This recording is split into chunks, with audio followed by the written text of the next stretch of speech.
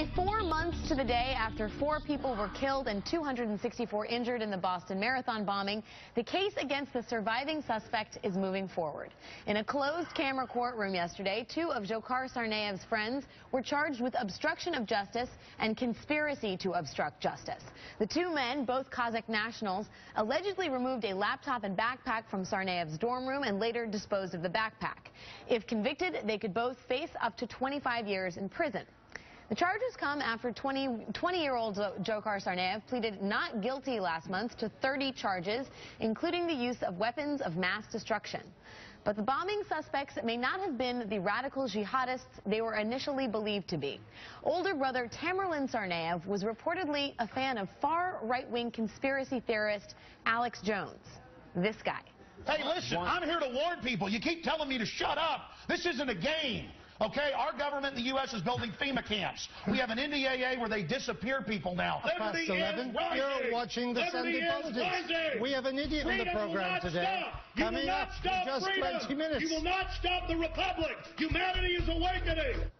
To date, Alex Jones' YouTube channel has over 300 million views.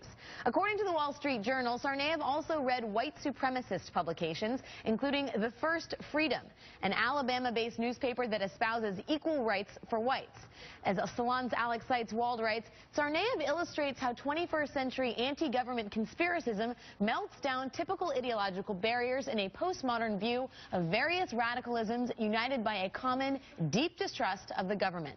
Joining us now is Senior Fellow at the Southern Poverty Law Center, Mark Potok. Mark, thanks for joining us. And we've had you on before to talk about the rise of hate speech, but I feel like this piece, the idea that Tamerlan Tsarnaev may have been influenced and motivated by some of the stuff that is happening domestically here in terms of far-right conservative fringe movements is fairly shocking. Tell us, if you will, a little bit about the rise of hate groups in the recent past.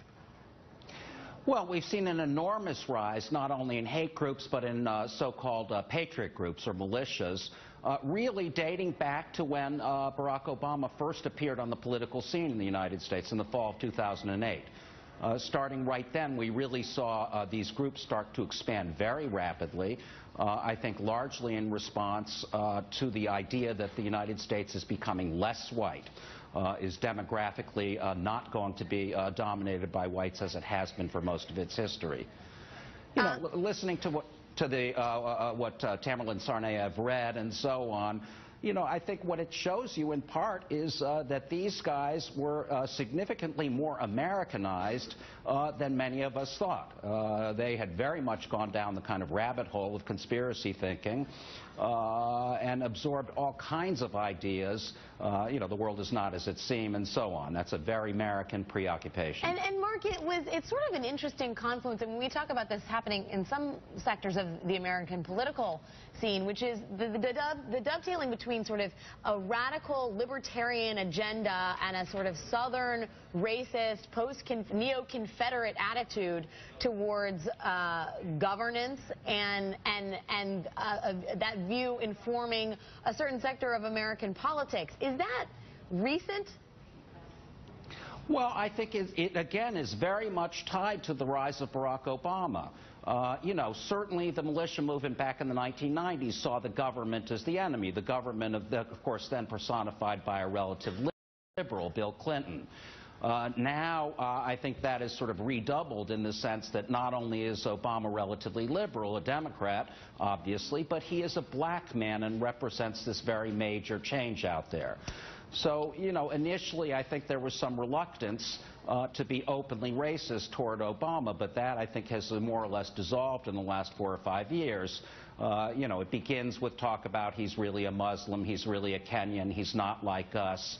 But very soon we get to the place where we're talking about Obama fostering the genocide of white people, with Obama encouraging, as an outfit like WorldNet Daily says almost every day, black mobs to attack white people, that kind of thing. Well, and, you know, and Mark, I want to open this up to our folks here in New York. And Michael Steele, the president, was, I mean, when he goes on the road, as he has in the last couple of weeks. There are people literally, and we talked about this yesterday on the show, standing there saying, Kenyan, go home. You are 47% Negro.